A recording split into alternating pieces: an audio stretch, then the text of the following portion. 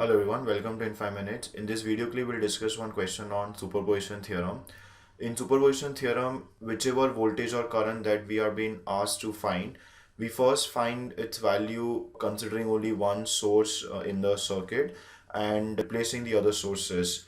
And similarly, we find out the value of that voltage or current for the second source, third source, and so on. And we add up all the values that we get at the end to obtain the final value of that particular voltage or current. So in this question, as you can see, we have to find the current through 30 ohm resistance. 30 ohm resistance is right here. So current through this resistance will be first found only for this 10 volts voltage source, that's the first source in the circuit, then maybe for this current source of 2 amperes, and it will be then found for third source, which is 100 volts, and at the end we'll be adding up all the three values to get the final value of the current through 30 ohm resistance. Now when we consider 10 volt source, we will be replacing the other sources. We replace current source with open circuit and voltage source with short circuit. Otherwise, this is similar to other superposition theorem based questions that we have solved. The only difference in this question is the values that are mentioned for the sources. The voltage source is defined as 10 volts slash 10 ohm. That means the value of the voltage is 10 volts. Now what is this slash 10 ohm? This 10 ohm is nothing but the internal resistance of the voltage source.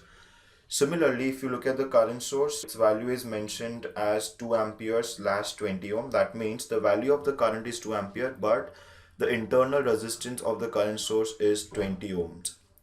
Nothing is mentioned for this voltage source is in terms of its internal resistance.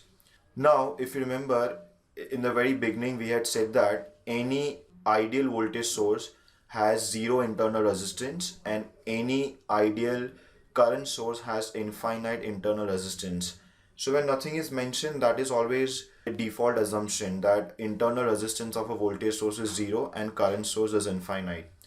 But in this question, they have mentioned the internal resistances, and hence we have to consider those resistances when we solve for this particular question. Now, how do you consider the effect of the internal resistances?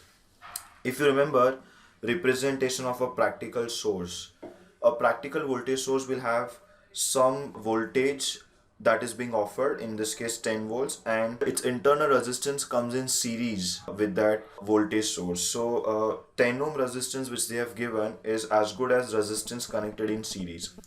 So I can convert a practical source to an ideal source by removing this internal resistance of 10 ohm, which is mentioned along with its value. I'll just remove it from here. I'll call it 10 volt source, and I can connect a series resistance of value 10 ohm. So this is as good as the entire voltage source with internal resistance of 10 ohms. Similarly, in the current source, what I can do is I can remove this 20 ohm resistance and only keep the current source in its ideal form with the value of 2 amperes, but show that extra internal resistance as a parallel branch. That is simply because for a current source, its internal resistance is always shown to be in parallel. So we connect a parallel resistance of value 20 ohms. And now you can see this becomes any normal electric network where 10 ohm and 20 ohms will simply serve like normal resistors, and 2 amperes and 10 volt sources can now assume to be ideal sources because their internal resistances have been taken care of with this separately connected resistors.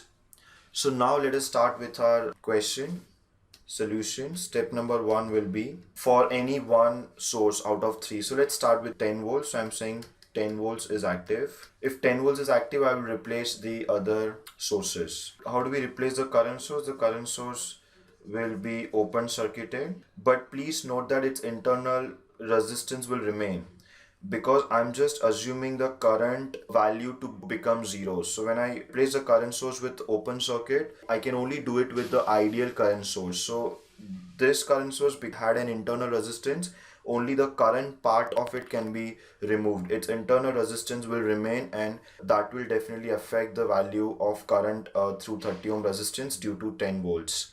And what do we do with the voltage source? We are going to simply short circuit the voltage source. So that's my equivalent circuit that we have got. And now this 20 ohm branch is nothing but a single vertical branch, between these 2 points. So now the aim is to find current through 30 ohm resistance. I'm going to call it I1 as of now.